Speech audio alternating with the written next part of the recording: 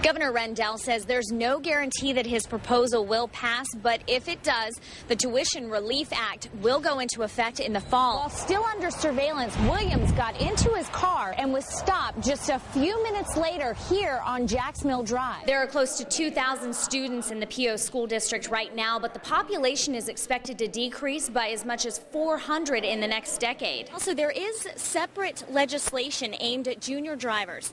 That bill would ban cell phone use, period, for those with learner's permits or juniors' driver's licenses. And Varner is the first of 2 generations on welfare to completely get off the system. Tell us about these 3 new flavors that have made their way to D.C. Well, we developed 3 new flavors in honor of the presidential inauguration. It's not like the good old days when you could just grab some boxes and go door to door. These days, you may need a permit. Man says the low cost of alcohol on this side of College Avenue is contributing to a problem he and many others are trying to solve. Bill, fans told me if they won on Tuesday, they'd be back here at it again, and they are. Only on Tuesday, it was 12 buses. Today, it's more than double. So far, there have been 2 confirmed cases of influenza here at Mount Nittany this season, but Dr. Bell says that could all change tomorrow. The recent opening of I-99 may have been a blessing for some, but for one Port Matilda businessman, that's not exactly the case. I'm Jamie Carrot, and I'll have that story coming up. It was the first statewide conference on higher education, but the fact that Governor Ed Rendell was hosting it here at University Park was secondary given the controversy surrounding his proposed Tuition Relief Act. Rendell met with a group of Penn State students before leaving for Harrisburg Tuesday. Students say he was open with his reasons as to why Pennsylvania state-related schools, including Penn State, are not included in his bill. Rendell says there isn't enough money to support the state-related and privates of the Commonwealth. He also says there is no control mechanism when it comes to tuition for those universities. Because what good would it be to give a student $3,500 and then for the university, and I don't mean necessarily Penn State, to say, oh, our students are getting $3,500 more in aid, we'll increase tuition instead of 4% this year, we'll go up to 7%. Rendell says Penn State's tuition has increased by 63% since he took over as governor 6 years ago. While students were glad to get the one-on-one time with Rendell, they know it's still an uphill battle. But I think to put the blame on the administration and then have it affect students negatively isn't the answer. Governor Rendell says there's no guarantee that his proposal will pass, but if it does, the Tuition Relief Act will go into effect in the fall. Meanwhile, Penn State students are headed to Harrisburg for a rally in the Rotunda tomorrow. With the Center County Mobile Newsroom, Jamie Carrot, WJAC TV News. 54-year-old Ronald Lee Williams is in the Center County Prison on $100,000 bond. Williams is charged with manufacture of a controlled substance, possession of a controlled substance, and other related charges. Pennsylvania State Police were informed that Williams had a methamphetamine lab similar to the one seen here. Troopers began following Williams and found him to be making methamphetamine in a wooded area here off Bear Meadows Road in Harris Township. While still under surveillance, Williams got into his car and was stopped just a few minutes later here on Jacks Mill Drive. The Pennsylvania State Police clandestine lab team were called out Wednesday night to break down the active labs in both the car and woods, along with help from State College Police, Boalsburg Fire Company, and Center Lifelink. Williams was out on bail stemming from a September incident in Unionville involving manufacturing meth. According to State Police Troop G, there were 3 meth labs found in 2008, 2 in Center County and 1 in Bedford. There used to be 20,000 cars a day going by this barbecue, and now I call it my personal driveway. Clem Pantalone is talking about Route 220, where his business Clem's Barbecue is located. Oh, yeah, like everyone else, I appreciate not having to go behind trucks on 220 here and potentially getting knocked off. But the recent opening of I-99 has really affected business. We dropped maybe 30 to 60% depending on the week over last year.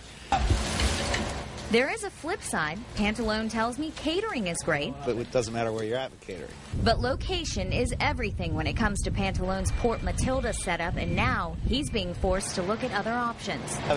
We do want our primary barbecue spot, but we also want to set up a mobile unit.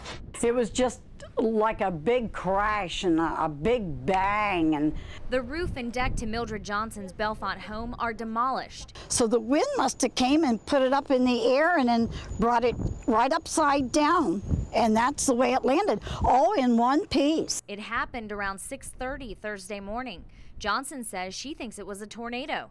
I could hear this roar coming, but then I jumped up, you know, when I heard the sound. It was just so sudden and so quick. Johnson's lived in her house for 8 years, and she says it gets windy, but it has never been this bad. Her insurance company is estimating the damage to be in the thousands. But I feel so bad about it. But, I mean, it could have been worse. No one knows what exactly happened to Barney, but as our Jamie Carrot reports, you may be able to help. But we do want to warn you, what you may find what you're about to see rather graphic. This dog has had one rough start to the new year. It's some type of a burn injury. It's not due to flames because the hair wasn't singed all over the body where the burns occurred. So it's either a hot liquid or a chemical burn. Barney, as he has been affectionately named, was found wandering Somerset Pike on New Year's Day. Out of the corner of my eye, I saw the dog lurking around. And I just kept working because you don't look a dog in the eye when you first meet him. Norman Chenoweth could see Barney's right side of his body was in pretty bad shape, and the German Shepherd mix was starving. Chenoweth fed him a couple bowls of Cheerios. And I got him a blanket and a pillow, made him a bed over in the side by the Jim and Jimmy's, and he stayed there all night. A friend came the next day and took Barney to the Humane Society, who in turn called Dr. Nancy Kerr with Laurel Highlands Animal Hospital. Since that day, Dr. Kerr says Barney has definitely improved from his wounds to his personality. Barney still has a long way to go before he fully recovers, but with the right care, Dr. Kerr tells me that he will live a long and healthy life. Right now, the Humane Society is actually looking for someone to foster him to do his treatments until he's healed, and they're taking applicants for anybody who wants to adopt him. Meanwhile, the man who essentially rescued this 8-month-old puppy thinks someone had to have had a hand in harming Barney. I wouldn't have much to say at all to him. It's just wrong. After years of being a lot of doctors' go-to drug, Tamiflu isn't working this year against certain strains of the flu.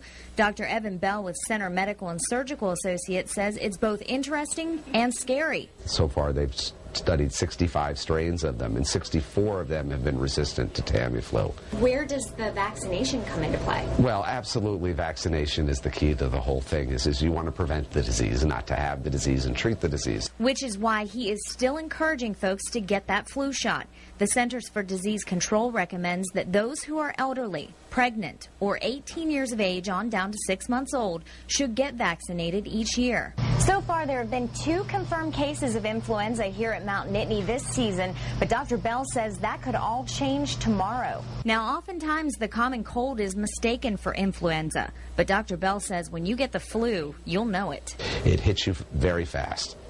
You're well 1 minute, and the next minute you're lying in bed with 105-degree fever, shaking chills, and everything hurts, and you can't move.